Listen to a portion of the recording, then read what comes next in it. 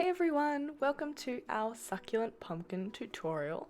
Thought we'd do something a little Halloweeny, but it's going to be here all year round. So you can see we've got our polymer clay pumpkin and then we've got suckies on top. So in your kit you should have your template mat or creation station, a big handful of baby suckies, your 2 blocks of orange clay, sphagnum moss, and all your little goodies to help you along the way. So your tacky glue, paintbrush, needle, wire, and your rose quartz. And of course you'll also need a nice wipe or chucks to keep your hands clean while you work with your clay. Let's get started. So you can see here we've got a lovely pumpkin that's made out of clay.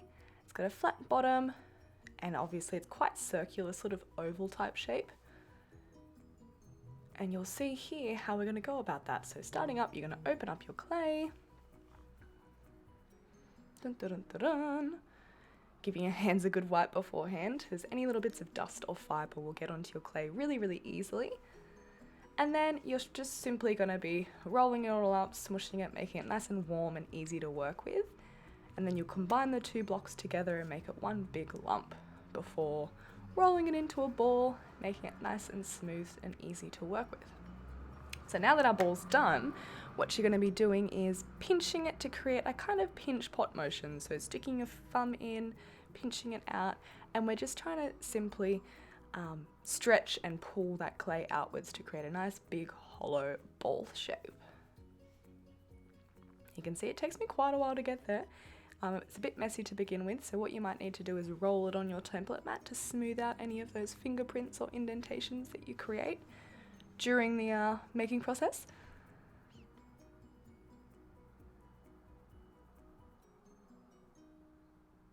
And then I'm just going to be pinching again to try and stretch that clay outwards. Now you're going to make sure you're doing a nice even pattern.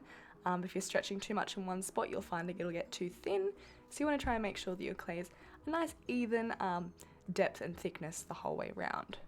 And then you can see here I'm pushing it in to create that pumpkin top. You don't want it to be a big bowl, you want it to be brought back inwards so it looks like the top of the pumpkin's been cut off. You can see it's slowly getting smoother and smoother.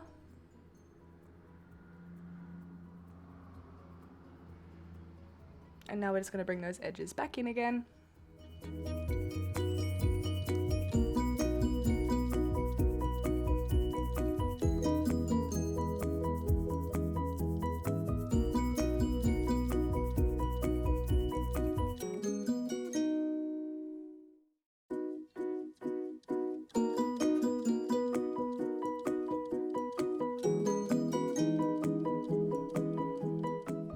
Now we're getting close to finishing. You can see here I'm just smoothing things out, pulling it inwards, trying to create that final pumpkin shape that we're after. And this one's actually a bit wider than my original pumpkin.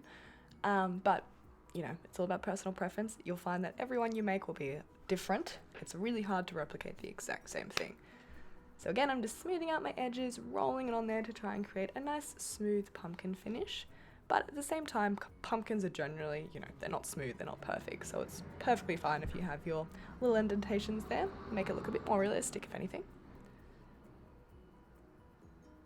Awesome. Just doing the final primping.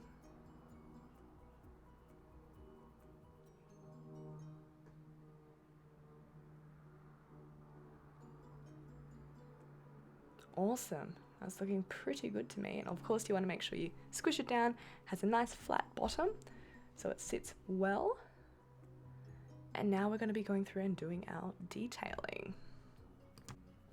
Now I love this part, but it can be a bit challenging. So what you're going to do first is just go through and simply scratch on your little pumpkin face or jack-o'-lantern. You can see we've got 3 triangles for our 2 eyes and our nose, and all those triangles are pointing upwards, so the tips at the top.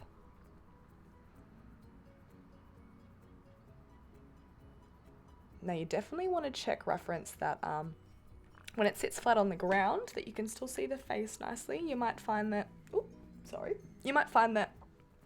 you'll put it a bit too low and you won't be able to see that big grinny smile of his. So make sure you're not putting it too low about the positioning of mine's pretty well perfect. It's sort of on the verge of being too low actually. So I've drawn my smiley face, and then I've gone through and I've just rubbed, you can see I've rubbed the spots where the teeth are going to be to smooth it back out. And then I've gone through and just popped those little details.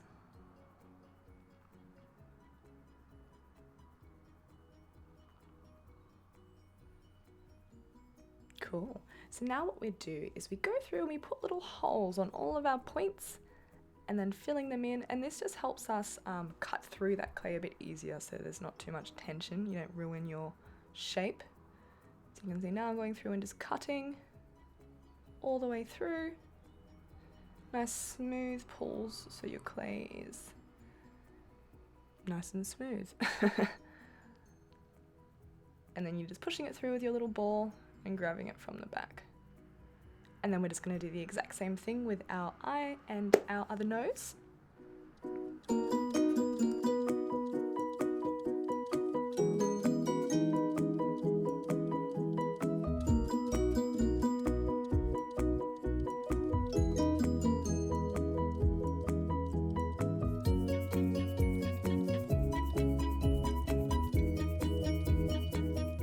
So moving on to the mouth, it's a little bit more challenging, obviously there's a bit more detailing there.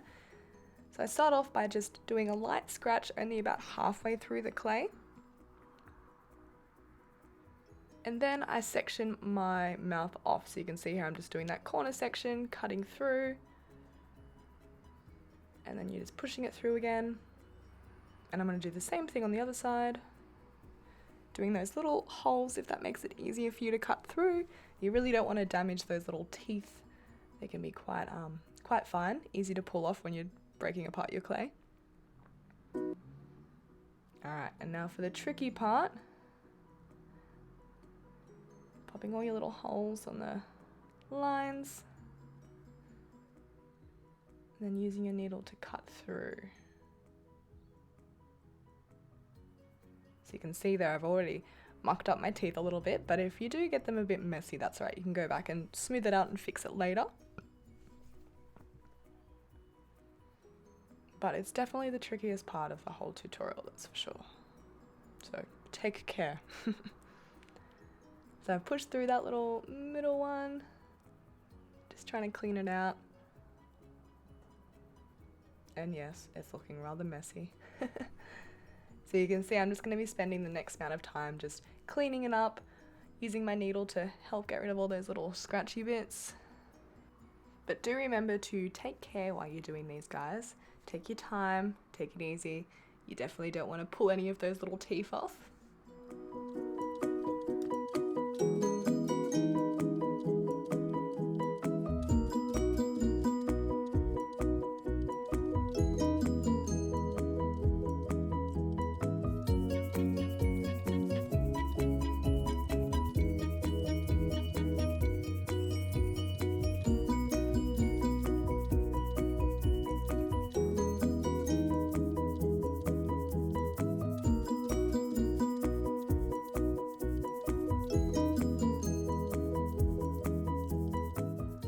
Coolios. That's looking awesome. Now the final thing to do is just to use your wire to go through and create those little pumpkin lines. So if you want to use the wire or the needle, I found that the needle's just as easy to use.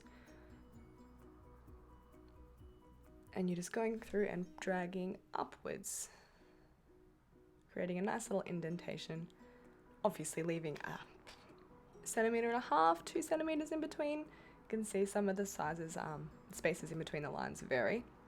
Doesn't really matter too much.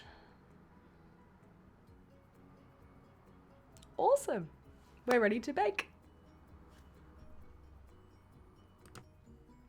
I've got this guy in the oven, well, popping him in the oven. Dun, dun, dun, dun, dun. And I'm gonna put it on for 8 minutes. And you can see I've got it at 200. That's because my oven's bodge. I definitely recommend 180. And to tell if it's cooked, you slightly press it with your finger and there should be no finger indentations. And if it's past that just cooked phase, it also starts to smoke a little bit. So that's a good indicator that it's good to go. And then moving on to my favorite part, the succulents. So all you need to do now is simply fill your pumpkin with sphagnum moss.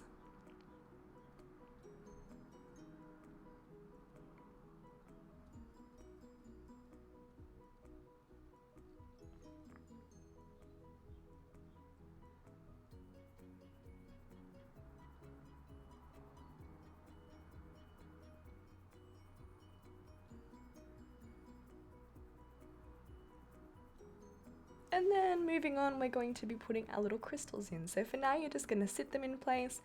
I use about 3 to begin with, and then if I have the space, I chuck some more in at the end. And then we're going to open up our tacky glue, and this is what we're going to be using to stick in our crystals as well as our suckies. And the glue is a water-based glue. It sounds surprising, you can glue suckies, I know, but they handle really well. Because it's water-based, there's no toxic chemicals going into your suckies. And they're also just able to push through the small amount of glue with their roots to absorb all that moisture. So they're super tolerant. You can do so many different crafts with succulents. They are extraordinary. So our crystals are in place. I put in a good amount of glue there. This glue also dries clear too. So if you get it where you shouldn't, don't stress. It'll dry nice and clear. And you're simply going to create a little indentation for your sucky and then pop some succulents in there. So starting off with my taller succulents at the back.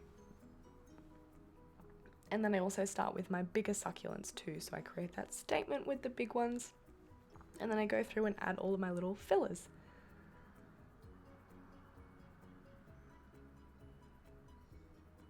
Now the sucky placement's pretty easy. Obviously everyone has their own preference as to how it likes to look.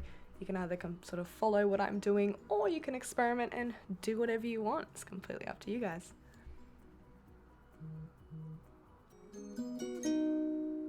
Alright, I'll leave you to it. You can just watch along. Good luck.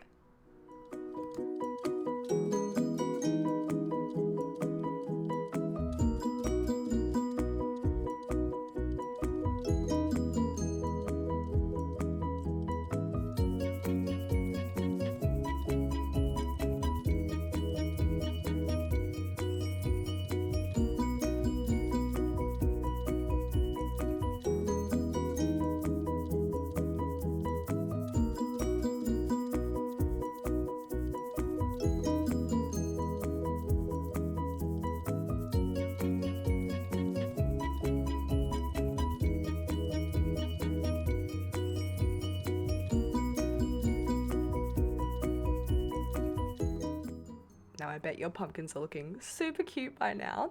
We thought we'd do a little bit of sucky care talk. So you can see that they're planted into sphagnum moss. All you really need to do is give them a good spritz with water once or twice a week and they're good to go. Obviously they need a little bit of light.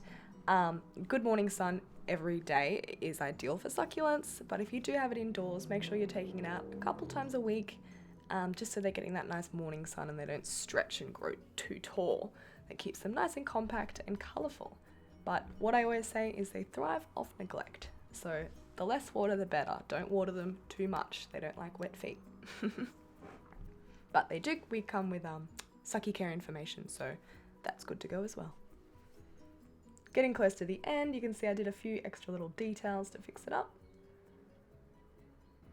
And we are done. I hope you guys made stunning little pumpkins and you enjoyed this tutorial. Thank you so much, and feel free to send your pics to us on Facebook.